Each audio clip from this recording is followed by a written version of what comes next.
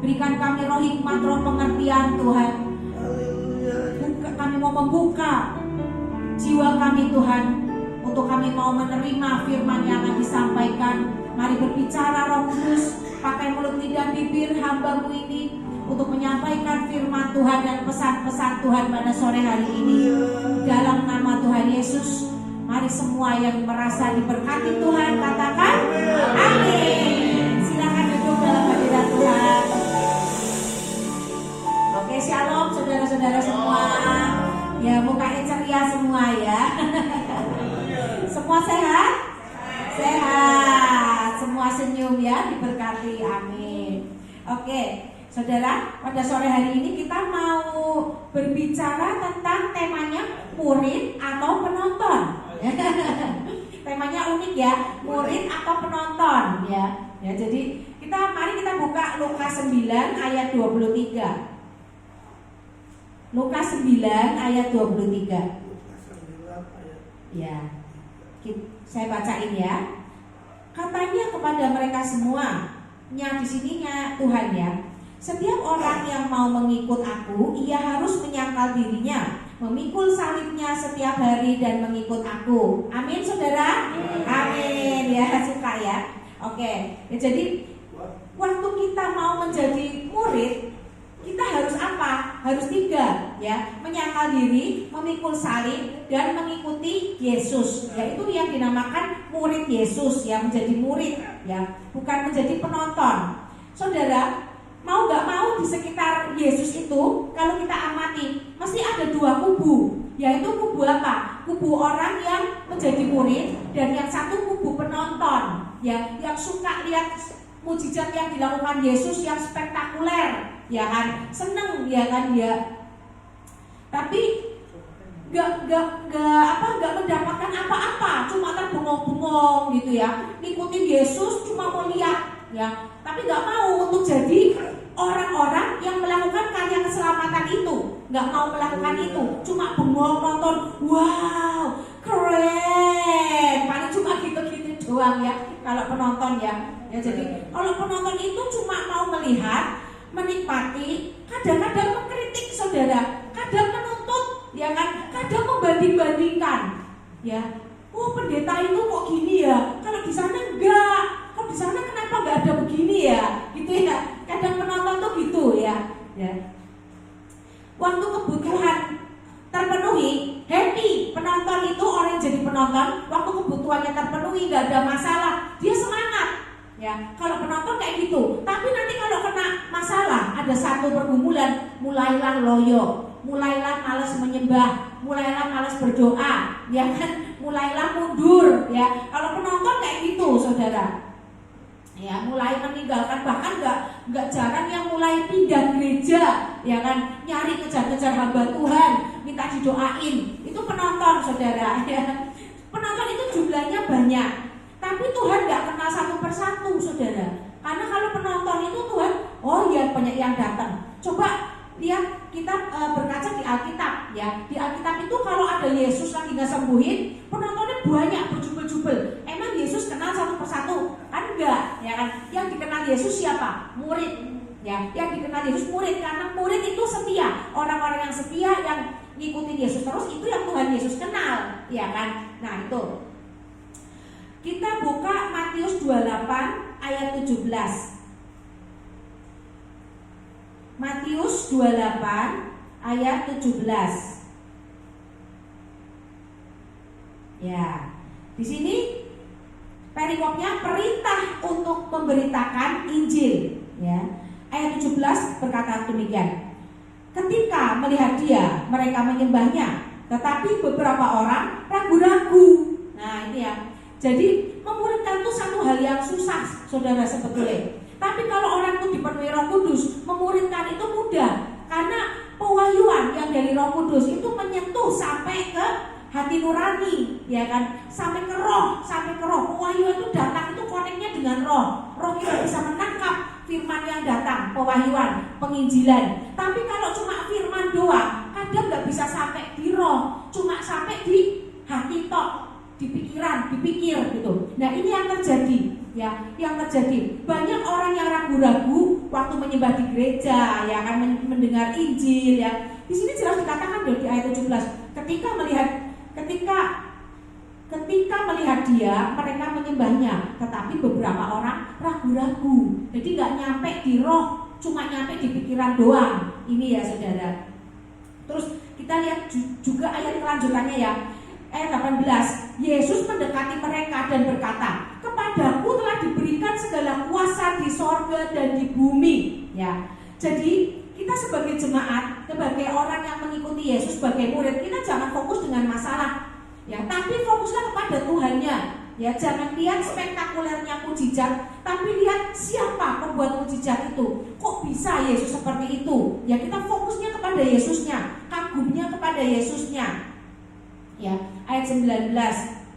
Karena itu pergilah, jadikanlah semua bangsa muridku dan baptislah mereka dalam nama Bapa, Anak dan Roh Kudus. Ya, inilah murid. Amanat agung Tuhan pada kita itu menjadikan semua orang percaya menjadi bersinar seperti bintang dan bersaksi apa yang sudah kita alami. Kenapa kita harus bersaksi? Waktu kita bersaksi, kita sedang apa?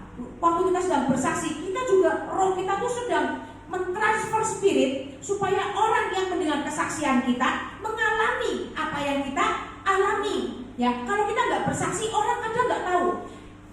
Kitab suci bilang begini, kejadiannya di kehidupan sehari-hari gimana sih? Nah, makanya kita harus bersaksi. Waktu kita bersaksi apa yang kita alami, bukan yang orang lain alami, spirit kita itu lagi mentransfer untuk membuat iman jemaat itu tumbuh. Iman orang yang mendengar kesaksian kita itu tumbuh. Oh, caranya gitu. Oke, aku mau ikutin. Karena jelas bukti nyata, ya kan? Yang bersaksi itu ngalami, bukan jare-jare, bukan kata orang, ya. Iya. Jadi saksikan kalau engkau mengalami Jehovah Rafa bekerja, ya, kesembuhan, sakit disembuhkan. Waktu engkau mengalami Master of Breakthrough bekerja, ya, Jehovah Master of Breakthrough, ya kan, penerobos, dapat terobosan, ya, dapat berkat besar. Saksikan, ya, saksikan supaya orang tahu. Ceritain gimana pertamanya, ya, sampai kamu menerima yang dari roh menjadi daging, ya, sampai menerima berkat itu nyata, itu ceritakan. Maka kita lagi mentransfer roh kita, spirit kita untuk orang itu beriman. Jadi iman dia tumbuh, yang tadinya cuma sebesar biji sesawi, dia akan tumbuh jadi gede, ya. Jadi terima, aku terima seperti Ibu Dian, terima berkat, aku juga bisa, aku terima. Nah, waktu kita memperkatakan itu, yang dari roh itu akan menjadi daging. Kita lagi menggerakkan alam roh seperti magnet, menarik berkat itu turun gitu loh, ya. Tapi ada banyak yang harus kita pelajari. Nanti kita akan belajar di belakang, karena kita punya musuh yang menahan semua berkat itu untuk kita terima. Jadi kita harus masuk dalam pemuritan, ya.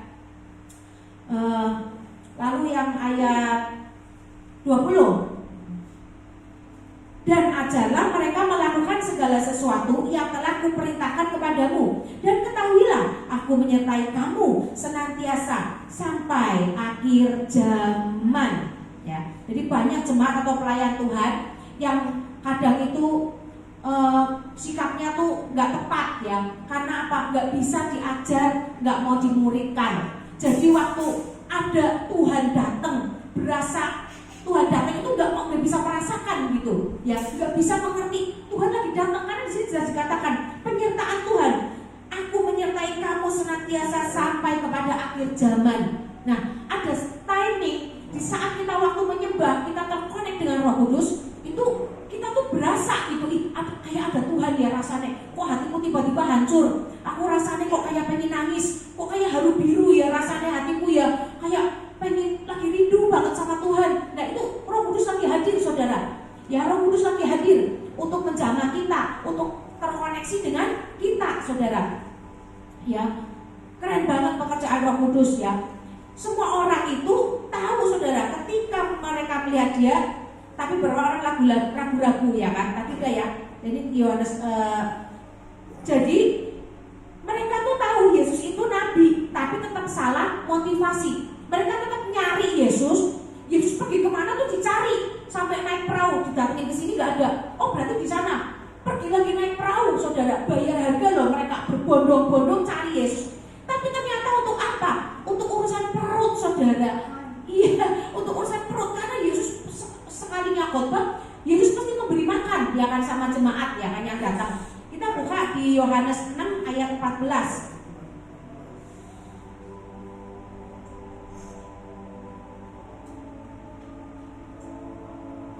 Ketika orang-orang itu melihat mujizat yang telah diadakannya, mereka berkata, dia ini adalah benar-benar nabi yang akan datang ke dunia ini. Orang bisa ngomong seperti itu, saudara. Waktu lihat Yesus melakukan mujizat, dia bisa ngomong seperti itu. Tapi ternyata motivasinya salah, ya kan?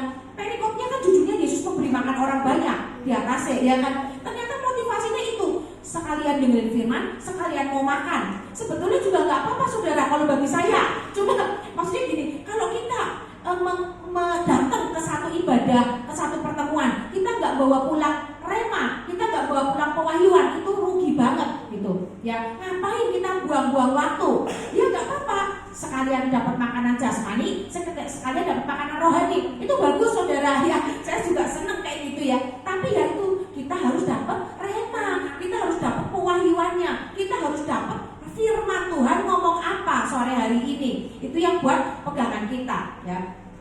Itu tadi penonton, ya saudara. Sekarang kita mau masuk kepada murid. Tadi kan temanya penonton atau murid, ya. Nah, sekarang kita mau belajar tentang murid. Seorang murid itu harus tunduk tanpa syarat. Bener gak? Kalau di sekolah, coba lihat anak-anak sekolah, anak-anak universitas, ya, semua. Mereka semua masuk di bangku sekolah itu harus tunduk tanpa syarat, ya, sampai pembayaran uang kuliah, pembayaran uang apa, itu harus tunduk tanpa syarat. Nggak boleh ngatur-ngatur seenaknya sendiri, ya kan? Bolos berapa kali aja bisa di DO, ya kan? Nyontek juga nggak boleh, ya kan? Setiap murid itu harus menghadapi ujian, ya kan? Nah, itu juga yang harus kita persiapkan. Jadi waktu kita diterjunkan di medan perang, kita ini punya musuh, saudara. Ingat, kita punya musuh. Buat apa kita ada di sini? Kita mau dimuridkan. Tujuannya apa? Supaya waktu kita terjun menghadapi peperangan, kita jadi orang yang dewasa, turun ke medan perang. Kita nggak kayak orang dungu, kita nggak ngerti apa yang harus dilakukan.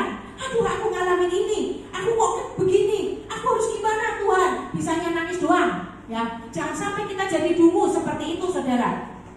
Ya, apa tujuan dimuridkan? Ada yang tahu tujuan dimuridkan? Buat apa? Pemberitaan Injil, terus membentuk karakter, betul. Apa lagi? Buat apa kita ada di tempat ini? Buat apa kita ikuti reading Bible, komsel, mendapat rema, ya kan? Mendapat rema. Apalagi yang lain? Melakukan kehendak Bapa. Banyak ya, hebat, pintar-pintar semua, keren.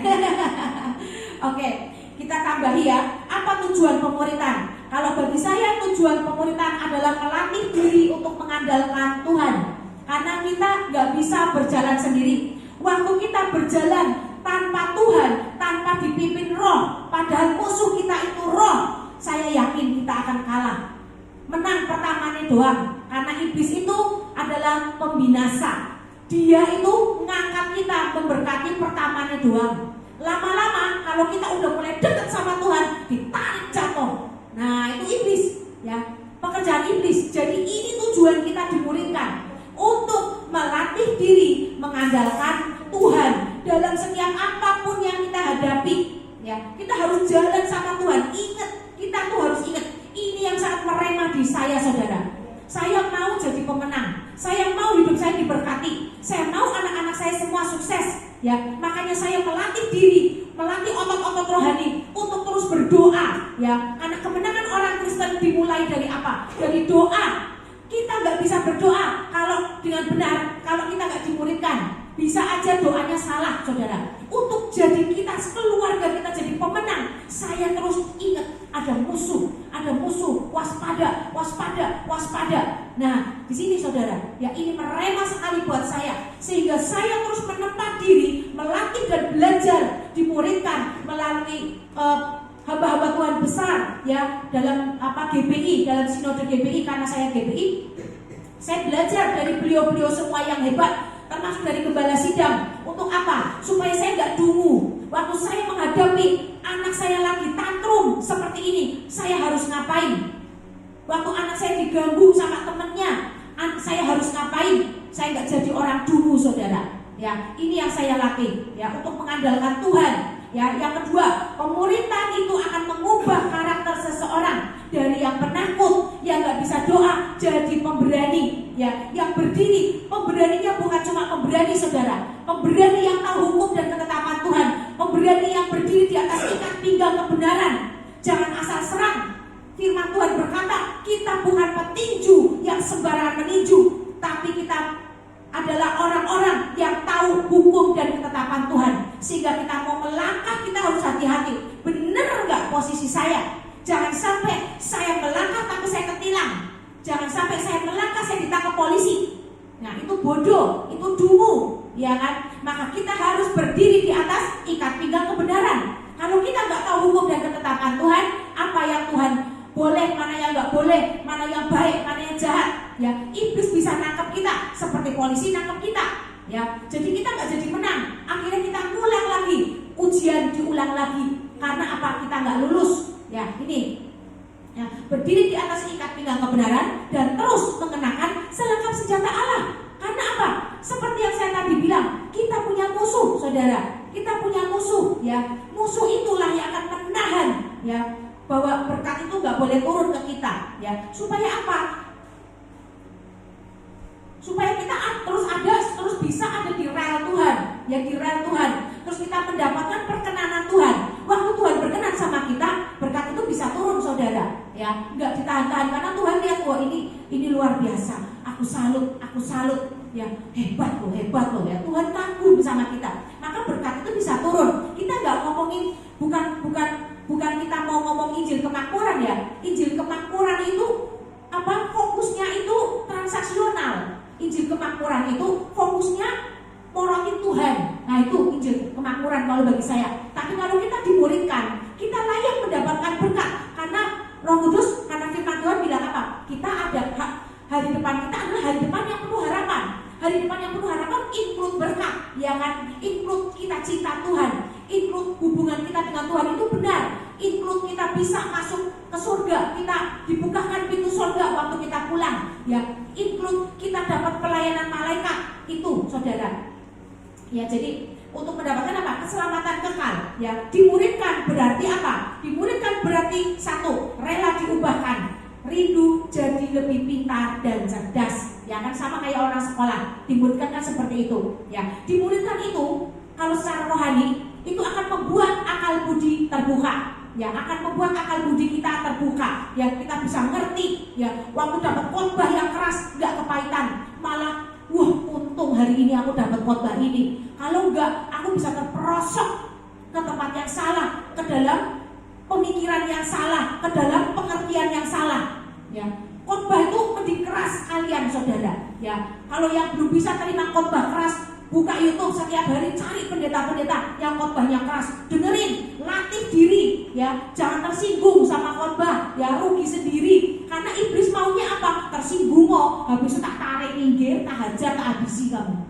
Ya, kalau kita terpisah dari komunitas, iblis akan gampang. Tapi kalau kita bergerombol, kita masuk dalam komunitas, maka kita akan saling mendoakan. Orang yang lama nggak datang dicariin kemana ya, kenapa dia? Nah, didoakan, ya kan? Nah, itu tarik lagi masuk ke komunitas supaya apa? Iblis nggak bisa menghabisi, ya kan? Itu, ya. Dimuridkan itu, kita buka dulu Yohanes 6 ayat 60 sama 61. Yohanes 6 ayat 60 dan 61. Murid-murid yang mengundurkan diri di Galilea.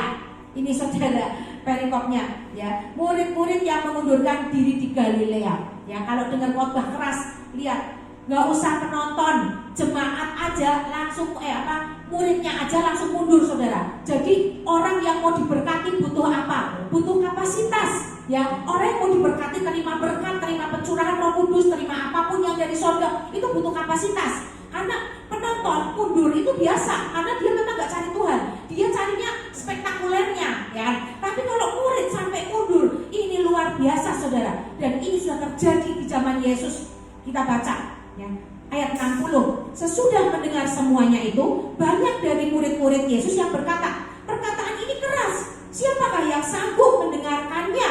Nah ini ya, yang ayat 61. Yesus yang di dalam hatinya tahu bahwa murid-muridnya bersungut-sungut tentang hal itu, berkata kepada mereka, adakah perkataanmu itu menggoncangkan imanmu? Yesus sampai tanya loh, adakah perkataan itu menggoncangkan imanmu? Yesus tahu, waktu Yesus ngomong banyak yang bersungut-sungut, saudara, ya gak bisa terima khotbah keras, ya. Ngeri banget kan keadaan murid-murid ya waktu itu ya.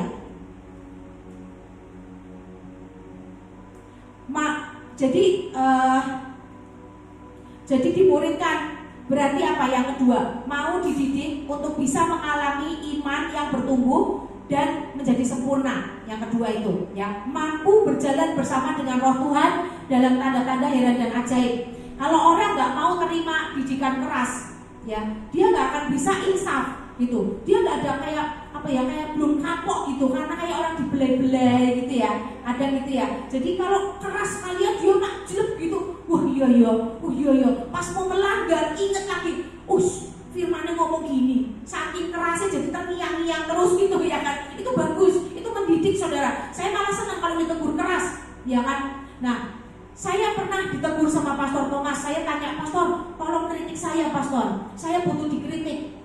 Hah, sudah bagus bu, tolong pastor. Nah, saya siap. Aduh, ngomong apa ya? Nah, tapi belum ngomong. Lama-lama dia ngomong, bu, kamu tuh orangnya sakarepe dhewe. Waduh, aku majlep, waduh.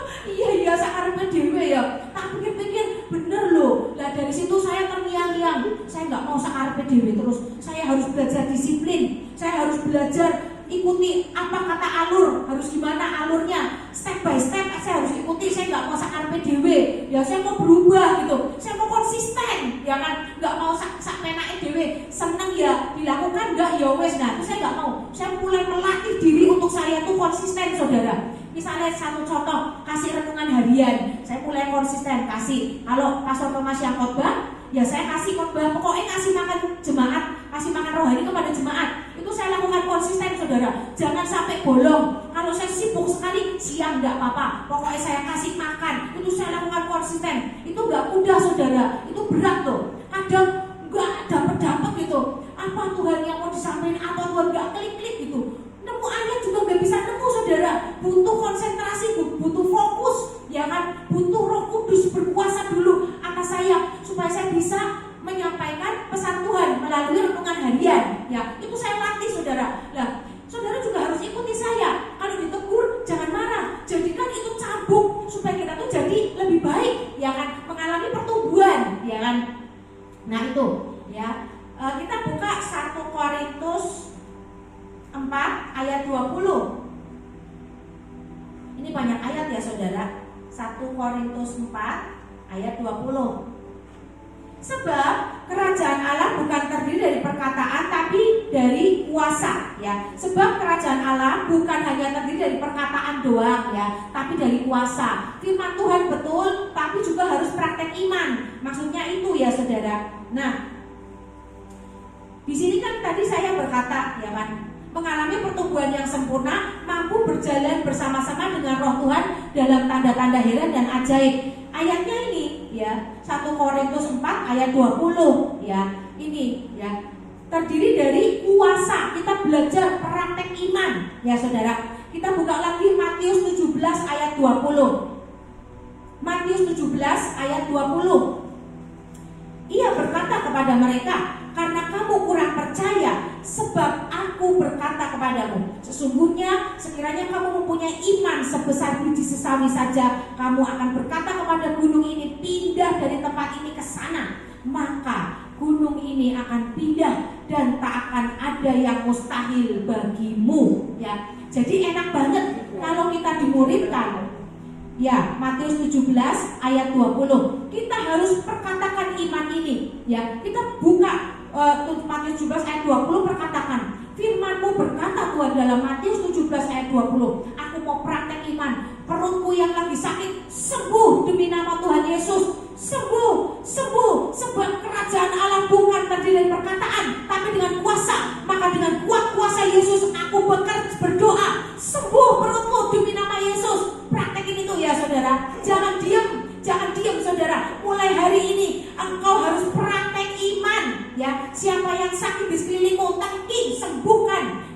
ayat ini, perkatakan kuat kuasa Yesus bekerja, ya, bukan hanya dengan perkataan, tapi kuat kuasa Yesus bekerja, harus praktek iman, saudara. Kita buka lagi Efesus 3 ayat 20.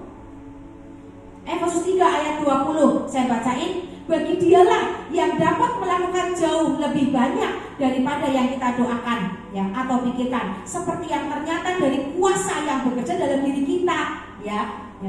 Jadi kita tuh kadang berdoanya cuma Tuhan, aku minta diberkati Tuhan, aku minta diberkati hari ini. Ternyata Tuhan itu memberkati gak cuma hari ini, memberkati sampai berhari-hari, ada kiriman makanan terus. Pernah gak ngalamin kayak gitu? Ya kan? Pernah kan ya? Jadi cuma minta Tuhan berkati aku, Bapak kami dinaikkan, ya, berkati kami dengan makanan kami yang secukupnya pada hari ini. Tapi kok ada yang datang ngirim terus sampai berhari-hari ngirim terus. Nah ini kadang doa kita cuma simpel, tapi Tuhan itu memberkatinya lebih, gitu kan? Lebih, itulah kebaikan Tuhan. Kenapa doa kita dikabulkan? Bukan karena hebatnya kita berdoa, saudara, tapi karena apa? Karena Tuhan itu memang baik. Dia tuh mau ngasih kita, orang yang cinta sama Tuhan itu dibiuk-biuki terus gitu loh, disok-soki berkat terus gitu. Makanya kita harus cinta Tuhan, saudara. Datang ke ibadah-ibadah, Tuhan itu memeraikan, karena pemimpinnya kan pasti mendoakan, ya kan? Tuhan diberkati semua yang datang, tangan-tangan terangkat diberkati. Tuhan pasti ngeliat, malaikat mencatat siapa sih yang datang, ya kan? Kan gak mudah berkat itu turun, gak mudah loh, gak mudah orang terima berkat, ada musuh yang menghalangi. Tapi kalau pemimpinnya nyuruh, mesti berkat itu datang gak? Datang, turun. Karena pemimpin itu adalah orang yang diberikan otoritas oleh Tuhan untuk menjadi jembatan antara jemaat dengan Tuhan, ya. Jadi waktu pemimpinnya ngomong, Tuhan yang ngerti siapa yang tak berkati. Nah itu loh, saudara, itu luar biasa. Tuhan itu baik sekali. Waktu kita itu mencari Dia, bayar harga, ngantuk-ngantuk berangkat ibadah, sampai ya jalan kaki, panas-panas, ya toh. Tapi sampai sini tidak pulang dengan sia-sia, saudara. Ya, saya pastikan saudara semua tidak pulang dengan sia-sia.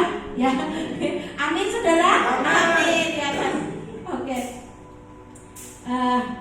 Kita harus mampu menggunakan kuasa Tuhan dengan benar dan tepat. Dimuridkan itu salah satu tujuannya itu, ya, mampu menggunakan setiap senjata dan pelurunya untuk menembak musuh tepat sasaran. Ya, jangan masalahnya ini, ada masalah, kita mau berdoanya nggak tepat, angkat firman Tuhan ini nggak tepat. Itu seperti kita punya senapan, tapi nggak bisa pakai senapannya. Masukin pelurunnya yang mana? Kita ini senapannya.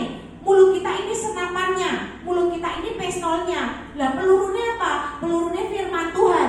Kalau kita nggak tahu kita mau pakai apa, waktu kita berdoa peperangan misalnya, nah ini sama aja pelurunya salah. Pelurunya bisa kegedean atau kekecilan, ya kan? Nah itu nggak bisa ditembakin, nggak bisa, saudara, karena nggak tepat. Nah pemuritan itu perlunya ini. Waktu kita bahas firman Tuhan, gitu-gitu, yang ada yang nggak tahu ditanyakan, kalau gini gimana Bu kasusnya? Berdoanya gimana Bu? Firmannya yang mana Bu? Ya itu kan sama aja kita nembakin peluru ke musuh, harus tepat sasaran, jangan salah, ya. Kita harus latih diri kita untuk itu, ya. Yang ketiga, murid harus belajar menghadapi kelemahan. Kita harus tahu siapa diri kita. Kalau kita ini orang yang minder, ya kita belajar jadi apa? Jadi pembawa firman dalam komsel, ya. Jangan sampai kita minder, kita diem aja minder terus, nggak mau disuruh. Jangan, hadapi sebagai kamu adalah seorang laki-laki, ya. Kamu harus pulih, kalian harus pulih, ya. Pemuritan itu harus membuat sampai pulih. Gak bisa pemuritan itu cuma kita tahu doang, tapi kita masih minder. Gak bisa, saudara. Karena setiap kita, Tuhan gak nyuruh kita minder loh. Gak nyuruh loh. Kita itu harus memberitakan Injil. Bagaimana kalian berani menghadapi orang di depan kalian kalau kalian masih minder, belum pulih gambar dirinya. Ya, ingat, kita gak usah mikirin gambar diri kita. Gambar diri kita ini Yesus. Ya, kita itu harus serupa dengan Yesus. Gak ada aku adalah orang yang minder, yang apa, tak coret gede, saudara. Saya dulu juga minder, saya juga gak bisa ngomong, saudara. Ngomong saya juga ngapak. Waktu saya dulu kerja di BCA, saya ditaruh di customer service di Jogja, saudara. Saya gak bisa ngomong pakai bahasa Indonesia, karena bahasa Indonesia juga medok. Jadi orang yang saya ajak ngomong, saya terangin, gak fokus, malah ketawa-ketawa. Mbaknya dari mana, Mbak? Kok lucu ya ngomongnya ya? Lah, malah jadi dagelan, saudara. Saya di situ minder, saudara. Tapi saya berlatih mulai, saudara, saya mulai nggak mau ngomong bahasa Tegal, saya mulai ngomong bahasa Indonesia, atau saya mulai ngomong menyesuaikan seperti logatnya orang Jogja. Jadi saya nggak diketawain waktu saya di customer service, ya kan? Customer service kan harus ramah sih ramah, tapi ngapak ya ternyata. Nah, saya tuh didabilin seperti itu, saudara, waktu dulu. Itu membuat saya minder, saudara. Tapi saya melatih diri, saya mulai ya, kayak tadi saya ngomong ya, saya mulai belajar bahasa Jogja, ngomongnya bahasa Indonesia, bahasa Tegal saya lupain. Karena untuk apa? Untuk menunjang karir. Jadi saya nggak menghabiskan waktu, akhirnya nggak ngomongin produk, malah jadi mau bercanda, nanya-nanya alamatnya di mana, ya kan? Gitu. Oke, jadi kita harus menghadapi kekurangan kita sampai kita dipulihkan, sampai kita dipenuhi Roh Kudus, ya, saudara. Dipenuhi Roh Kudus itu kenapa? Ada yang tahu nggak? Ada yang pernah mikir nggak? Kenapa kita harus penuh Roh Kudus? Nanti di akhir saya buka, saya kasih tahu ya, saya share kenapa kita harus dipenuhi Roh Kudus. Kita maju dulu di poin-poin ini, udah poin 4. Yang keempat, keluar dari lingkaran kebodohan dengan mengupgrade diri untuk selalu dimuridkan. Kita harus mengupgrade diri. Jangan sampai dari tahun 2003 sampai tahun 2005 pengetahuan kita itu toh. Nah itu kita nggak upgrade diri, saudara. Berarti kayak murid itu ngedok, nggak naik kelas ya toh, nggak naik kelas. Karena pengetahuannya nggak nambah ya. Kalau setiap kenaikan kelas kan bukunya ganti, ilmu pengetahuannya ganti, upgrade. Sama, kita juga harus ikutin itu. Kita harus menempa diri. Tuhan, ayo Tuhan ngomong. Ini buka Alkitab nih Tuhan, aku nggak ngerti Tuhan. Ngomong, aku minta pewahyuan yang darimu Tuhan, supaya nyampe di rohku, nyampein di roh Tuhan, biar connect Tuhan, penuhi aku dengan Roh Kudus. Nah, kita itu supaya upgrade pengetahuan. Ya, bisa juga dengan datang ke pertemuan-pertemuan seperti ini. Kita buka Daniel 10 ayat 12.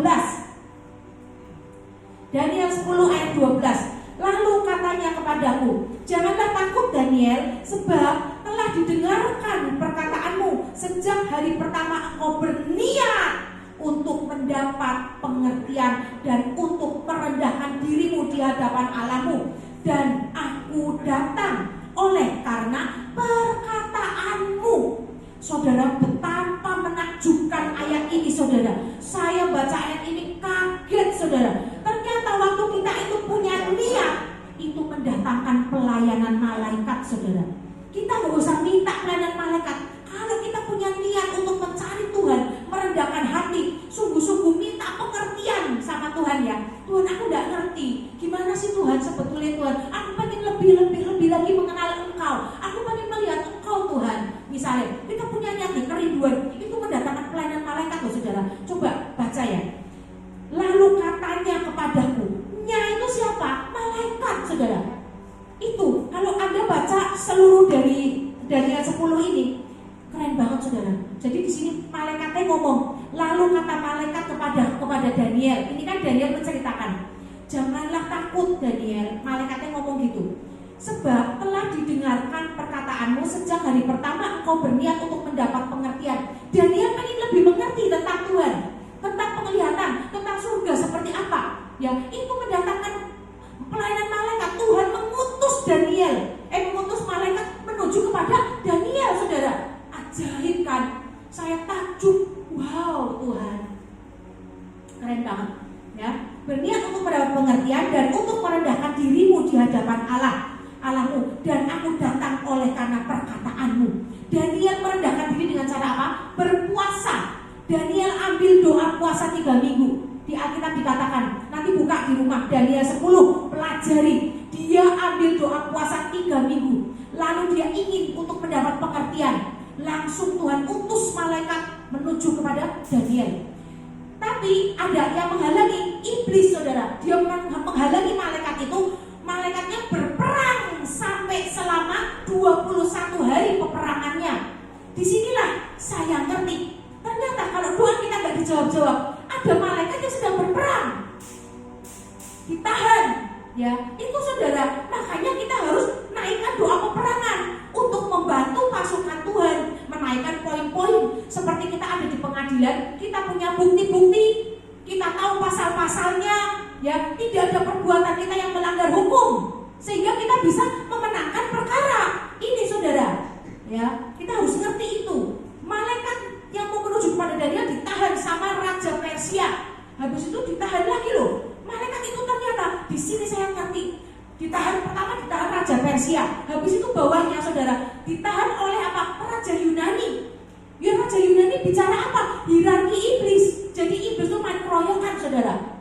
Sampai akhirnya malaikat yang mau ke Daniel manggil malaikat Mikael. Ya untuk berperang juga. Karena dikeroyok saudara. Ini saudara, kalau kita gak bisa doa peperangan saudara, untuk mengawal kebutuhan kita, kehidupan kita, anak-anak kita, suami kita, pekerjaan kita, yang ada kita buat bulan-bulanan iblis. Jelas di sini dikatakan 21 hari malaikat kegelapan Raja Persia, Raja Yunani nahan 21 hari.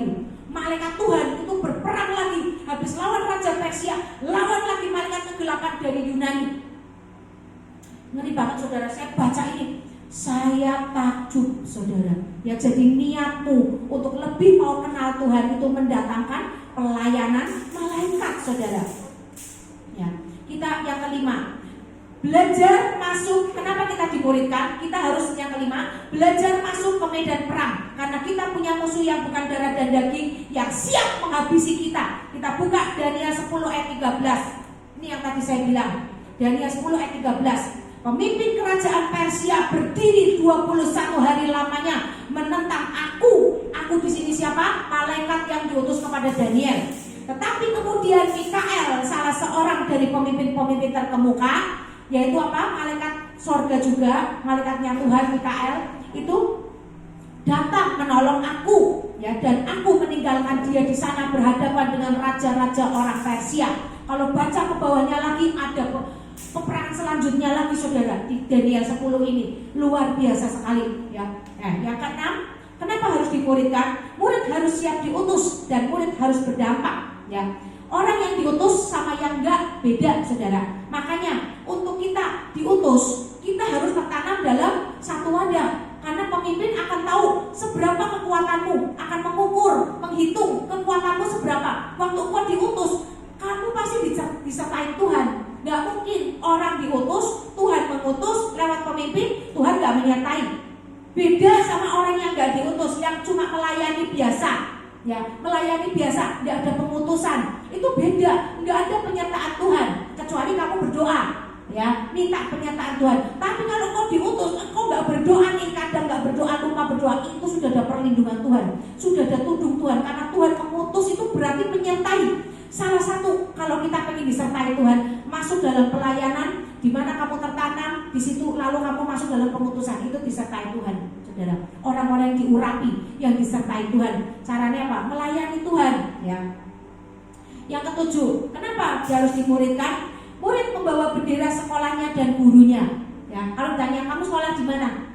Ya, di Ciputra, Surabaya, Universitas Ciputra. Nah, kalau kelakuan orang itu, mahasiswa itu gak karu-karuan, yang jelek nama apa? Nama sekolahnya, anak mana sih? Oh anak Yusi, itu nama kayak gitu.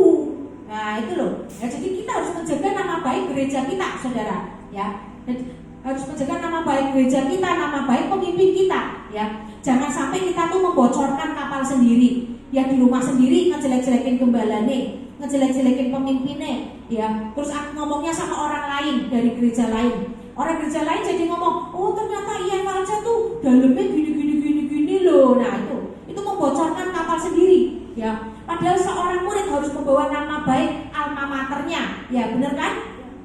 Nah itu, ya. Jadi kita buka Yudas 1 ayat 19, ya. Yudas 1 ayat 19. Mereka adalah pemecah belah yang dikuasai hanya oleh keinginan-keinginan dunia ini dan yang hidup tanpa Roh Kudus. Jangan sampai kita jadi orang yang hidup tanpa Roh Kudus, saudara. Kita harus dipenuhi Roh Kudus. Ya, ada banyak alasan kenapa kita harus dipenuhi Roh Kudus. Ya, ayat ini memperingatkan tentang karakter seorang yang berada dalam persekutuan. Bisa dalam gereja, bisa sebagai jemaat, bisa sebagai pelayan Tuhan, ya kan? Tapi dia justru merusak kesatuan dan memecah belah jemaat. Sehingga atmosfer rumah Tuhan diliputi perpecahan dan kebencian. Ini gak boleh, saudara. Ya, murid gak boleh seperti itu. Kalau ada yang seperti itu, bertobat. Ya, itu berarti setan. Pekerjaan iblis apa? Ya kan? Ingat buah-buah Roh Kudus, Galatia 5, ya. Selain buah-buah Roh Kudus apa? Itu pekerjaan iblis. Ya, kita harus tahu. Aku ada spirit perpecahan gak dalam aku? Kalau ada loh saudara. Ya, apakah saya kalau ngomong membuat orang lain kesakitan, jadi sakit hati? Apakah lidah saya ini tajam? Kalau ngomong ke orang kok kepahitan sama saya gitu. Nah, itu kita harus introspeksi diri. Kita minta dipenuhi Roh Kudus. Di sini jelas dikatakan, ya, tanda orang itu belum dipenuhi Roh Kudus, saudara. Ya, yang hidup tanpa Roh Kudus. Karena kalau ada Roh Kudus, jelas buahnya. Ya, jelas buahnya. Ya, kalau buahnya nggak buah Roh Kudus, be careful, hati-hati. Cepat bertobat, bersyukur, minta ampun sama Tuhan, minta dipenuhi Roh Kudus. Ya, oke. Jadi nanti lama-lama seperti sebuah kapal itu akan rusak, bocor, masuk air, lalu apa? Tenggelam. Ya, membocorkan kapal sendiri, sehingga pelayanannya tutup, gerejanya tutup. Ya, lama-lama habis. Ya. Nah itu, jangan sampai seperti itu. Yang terakhir, murid bayar uang SPP. Ya, artinya apa? Murid itu juga harus bayar harga. Ya.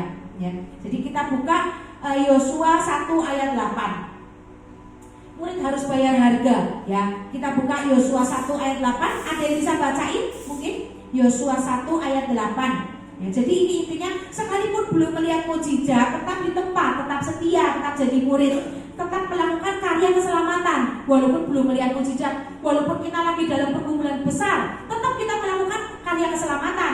Ya, jangan berhenti melayani, jangan berhenti menginjil, jangan berhenti memuridkan. Di samping itu kita juga harus prepare, harus upgrade diri kita sendiri. Ya, Yosua 1 ayat 8, ada yang mau baca? Yosua 1 ayat 8. Ya, silakan.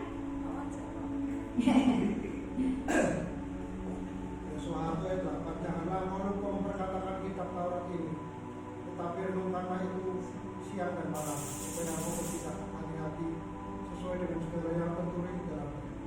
Sebab dengan demikian perjalananmu akan berhasil dan kau akan sukses. Nah, ini kunci hoki, saudara. Orang-orang dunia kalau mau hoki datang ke suhu, nyari minta raja, minta mantra-mantra, ditempel-tempel di rumah, ya, di mobil, dimanapun ditempel-tempel, ya kan, dibaca-baca juga, mau mandi dibaca, mau apa dibaca, ya kan. Itu orang dunia, mau hoki itu seperti itu, saudara. Tapi kalau orang Kristen enggak, ini ayat kunci kalau mau hoki itu merenungkan firman Tuhan siang dan malam, sehingga kau bertindak hati-hati, ya, sesuai dengan apa yang Tuhan tentukan, ya, sehingga apa yang kau kerjakan berhasil dan beruntung, ya. Itu kunci hoki, saudara, di Kristen. Kita nggak perlu cari-cari suhu, ya kan, sembayangan ini, sembayangan itu, buang sial, nggak ada di Kristen buang sial. Di Kristen buang sial, doa sapu bersih, ikat itu semua roh jahat, itu buang sial di Kristen. Ya, nggak ada di Kristen buang sial, nggak ada. Ya, di Kristen itu tuh bungkus, ya. Itu di Kristen nggak ada di Kristen buang sial, ya, saudara. Ingat, ini doktrin yang salah. Ya, karena firman Tuhan jelas ngomong, renungkanlah firman Tuhan siang dan malam. Berarti minimal sehari 2 kali, ya kan? Supaya kau bertindak hati-hati, karena tahu apa yang tertulis, mana yang boleh, mana yang enggak. Ya, jadi kita nggak ketangkap polisi, nggak kena denda, ya kan? Apalagi sampai di sel, ya kan? Kan ngeri. Di sel itu berarti terbelenggu oleh iblis, ya. Karena minta mantra hoki itu tadi, akhirnya terbelenggu secara roh, terbelenggu. Karena iblis, begitu kita datang, iblis langsung memanteraikan, sedang dimanterai, ini punya nek aku. Nah, ngeri nggak kalau sampai dimanterai iblis, ini punya nek aku? Nggak mau saya. Makanya saya sering doa, Tuhan, aku berdoa kalau saya merasa lagi kayak kok kayak sial, ya, kayak nggak kebenaran gitu, sesuatu kok kayak aku mau celaka terus. Nah, itu saya langsung berdoa, Tuhan, aku cabut segala kutuk perkataan, kutuk ludah api, maupun apa doa-doa orang yang tidak sejalan dengan Yesus Kristus. Aku lepaskan dalam nama Yesus. Hanya doa yang sejalan dengan Tuhan yang boleh. Ya, karena ada banyak orang yang baik hati, saudara. Orang dunia itu baik-baik loh. Kadang mendoakan kita, mendoakan kita, nama kita didoakan, diikut dibakar di mana gitu, ya. Nah itu ya orang dunia. Nah itu kan masuk di kita, itu termaterai juga. Makanya saya kebaskan semua doa-doa yang tidak sejalan dengan Yesus Kristus. Saya kebaskan. Kalau enggak, itu ngotorin alam roh, saudara. Alam rohnya kotor. Karena ada banyak doa-doa yang dimateraikan ke kita. Materai ini banyak sekali yang bukan dari Tuhan. Itu saya nggak mau, saudara. Saya berjaga-jaga, saya waspada. Kenapa ini Tuhan? Apa yang terjadi? Waktu saya merasa kok kayak sial, ya, kok aku kayak mau kecelakaan, mau jatuh, apa ketatap-tatap gue kaki. Kenapa Tuhan? Apa yang terjadi Tuhan? Saya cepat berdoa, saya tanya. Nah, kebaskan semua, sapu bersih. Saya langsung berdoa, saya kebaskan sapu bersih. Ya, kalau ada roh-roh yang mau ikut campur dalam hidup saya yang bukan dari Tuhan, saya ikat, saya perintahkan kamu keluar dari rumah saya, dari hidup saya. Kalau kamu ngeyel, tak ikat kamu, ya, ancam gitu, ya. Karena roh itu nurut, ya kan? Ya itu. Oke, udah ngerti ya? Yosua 1 ayat 8 direnungkan, itu kunci supaya kita hoki, saudara, ya. Next. Murid adalah seperti cermin yang mempresentasikan kehadiran guru. Gak ada guru, orang ketemu kita, orang tahu, oh kamu murid Yesus, oh kamu murid Yesus. Ya, jangan sampai orang lihat kita, ini orang siapa toh, gereja mana toh, kok kelakuan kok ini. Nah itu kan gak mencerminkan siapa gurunya, ya kan? Siapa sih yang disebut murid? Satu, orang yang disebut murid adalah orang yang saling mengasihi. Kita buka di Yohanes 13 ayat 35. Ya, saya mau cepat. Siapa saja yang disebut murid? Satu, orang yang saling mengasihi. Yohanes 13 ayat 35 berkata, dengan demikian semua orang akan tahu bahwa kamu adalah murid-muridku, yaitu jikalau kamu saling mengasihi. Yang kedua, siapa yang disebut murid? Orang yang memuridkan atau membaptis. Ya, hamba-hamba Tuhan itu juga murid, ya. Matius 28 ayat 19. Terus, siapa yang disebut murid? Next, tidak melekat kepada apapun dan siapapun. Nanti dibuka ayatnya ya. Lukas 14 ayat 33. Dicatat aja, nanti di rumah dipelajarin. Ya, tadi yang pertama, orang yang saling mengasihi di Yohanes 13 ayat 35. Atau kalau mau dibuka boleh deh dibaca sebentar. Yuk. Saya dibantu. Yohanes 13 ayat 35 udah. Yang kedua, orang yang memuridkan adalah orang yang membaptis dan memuridkan, ya. Orang yang disebut murid. Matius 28 ayat 19. Ada yang bisa baca? Matius 28 ayat 19. Matius 28 ayat 19. Ya. Karena itu pergilah, jadikanlah semua bangsa muridku, dan baptislah mereka dalam nama Bapa, Anak, dan Roh Kudus. Ya, udah ngerti ya ayatnya itu ya. Membaptis, memuridkan. Yang ketiga, Lukas 14 ayat 33. Yuk dibaca. Yang ketiga itu tidak melekat pada apapun dan kepada siapapun. Lukas 14 ayat 33. Itulah seorang murid. Silakan.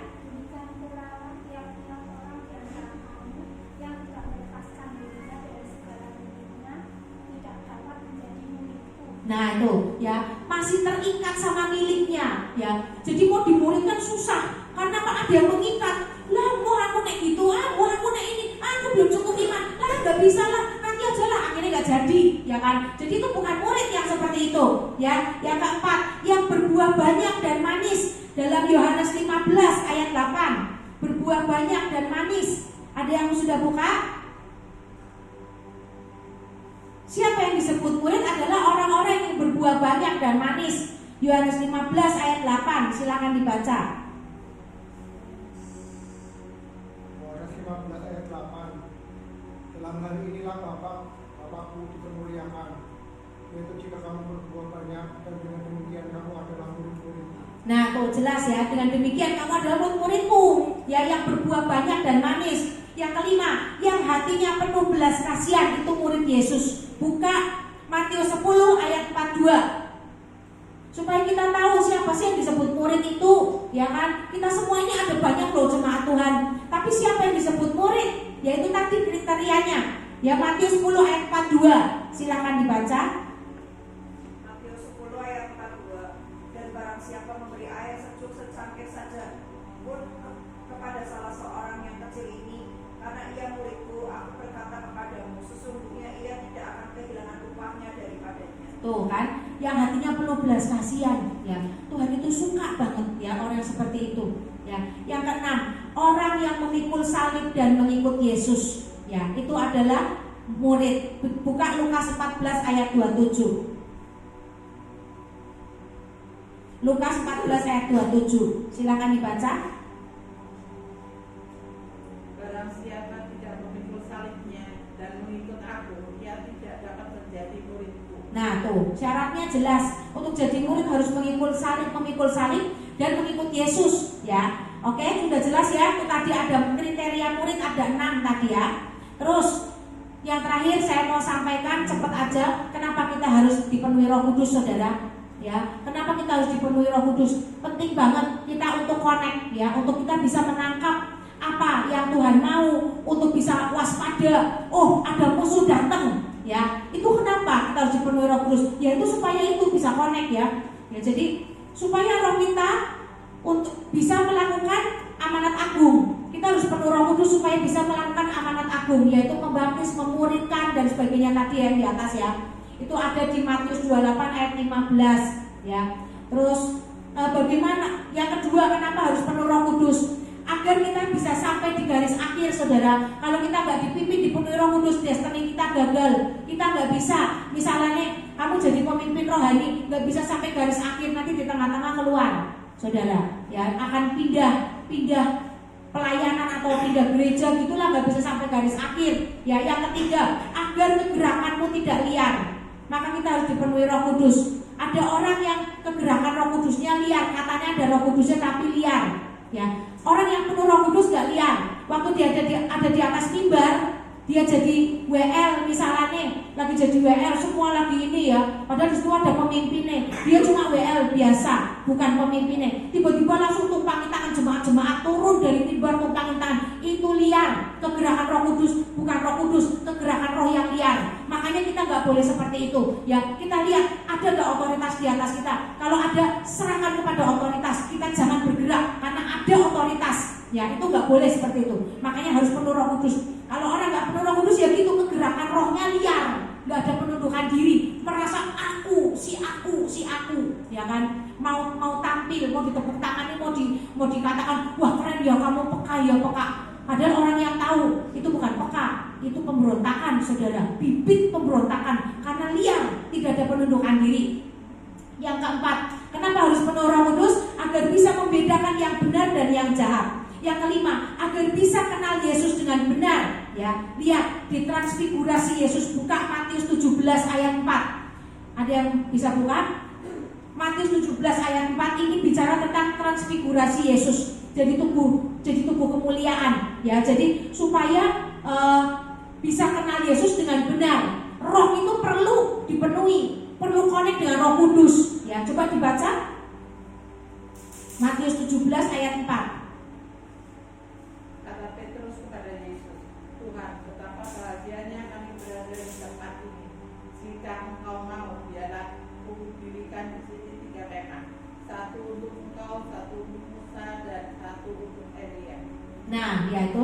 Dari mana Petrus sama Yohanes itu tahu kalau itu Musa, itu Elia?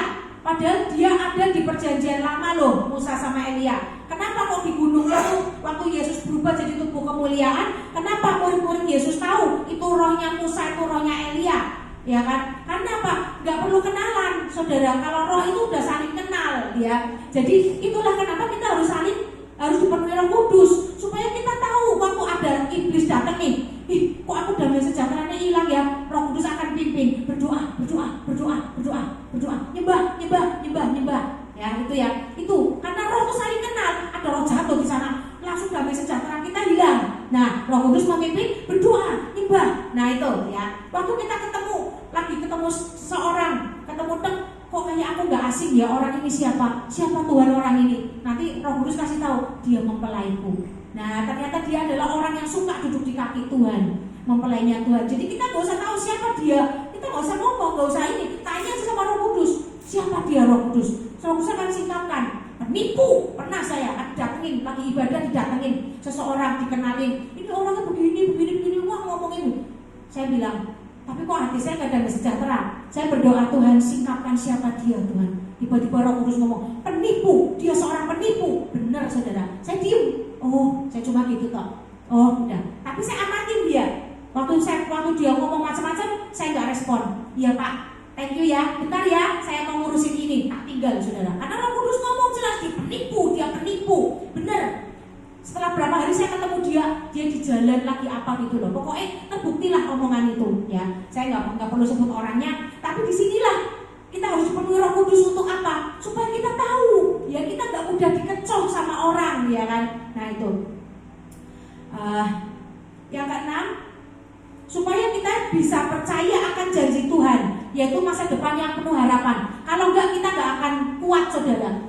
Walaupun gunung itu tak berpindah, ya kan, masih ada masalah. Gimana kita bisa percaya? Mana doanya? Katanya udah didoain, tapi enggak ada jawaban sampai sekarang.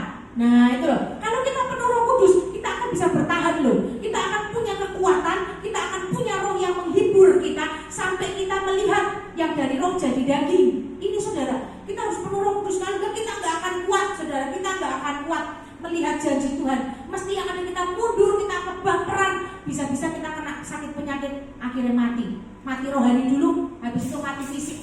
Ini saudara, kenapa harus dipenuhi Roh Kudus? Yang ketujuh, supaya bisa menerima pewahyuan Tuhan, ya. Karena pewahyuan itu yang tadi saya ngomong, pewahyuan Tuhan adalah dari mana? Dari roh. Roh turun kepada roh kita. Kalau roh kita nggak dipenuhi Roh Kudus, nggak connect, nggak bisa terima firman Tuhan.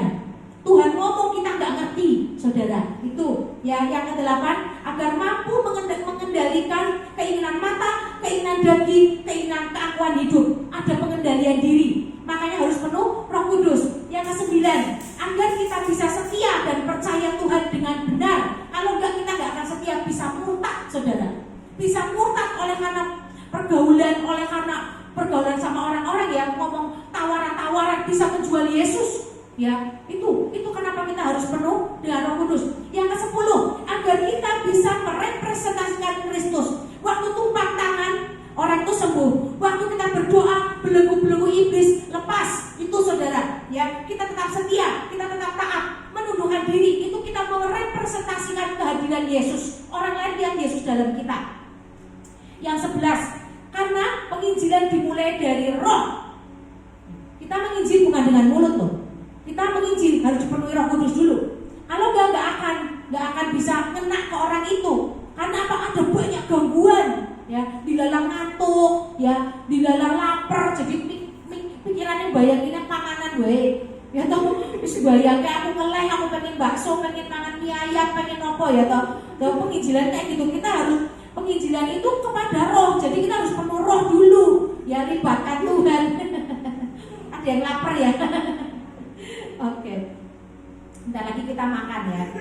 Yang ke-11, karena yang ke-12, supaya kita kuat dalam melakukan kehendak Bapa. Yang terakhir, agar kita hidup dikuasai, dipimpin dan dipenuhi oleh Roh Kudus. Ya, itu saudara. Ya, jadi ngerti kan? Kita mau jadi murid atau mau jadi penonton?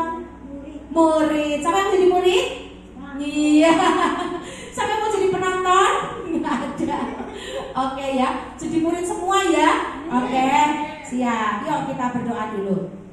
Terima kasih Tuhan. Pesan Tuhan pada sore hari ini sudah hamba sampaikan. Hamba sudah melakukan bagian hamba. Tuhan, terima kasih Kau telah memakai hamba-Mu yang tidak berguna ini untuk menyampaikan pesan-pesan-Mu yang kudus Tuhan. Tuhan, biarlah Kau juga melakukan bagian-Mu Tuhan, sehingga ibadah pada sore hari ini kami mendapat pengetahuan yang berguna, sehingga kami bisa upgrade iman kami dan kami dipulihkan. Kami semua dipulihkan, hati kami diubahkan, mindset kami diubahkan untuk kami mau menjadi murid Kristus, bukan hanya jadi penonton. Penuhi semua jemaat yang hadir dengan Roh Kudus-Mu Tuhan.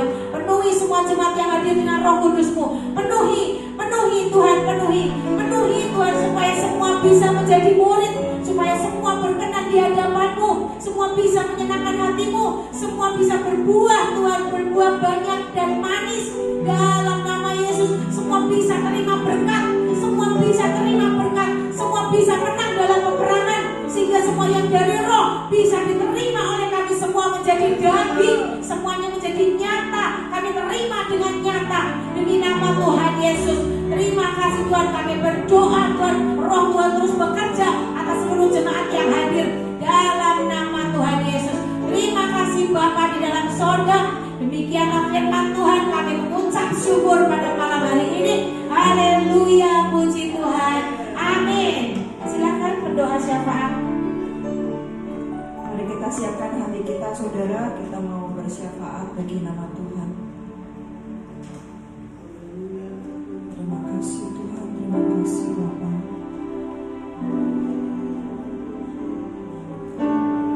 Ya Allahku, nyatakan kemuliaan-Mu.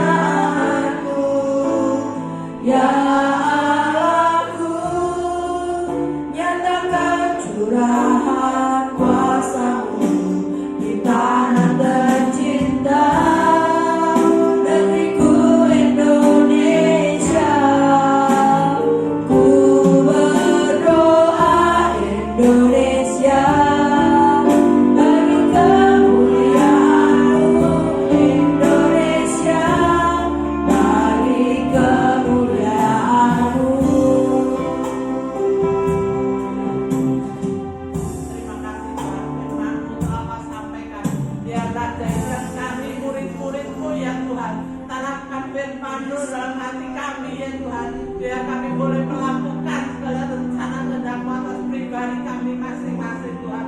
Memberkati Bu Abigail yang telah memberitakan Injil, memuridkannya Tuhan. Berkati keluarganya, berkati anak-anaknya ya Tuhan.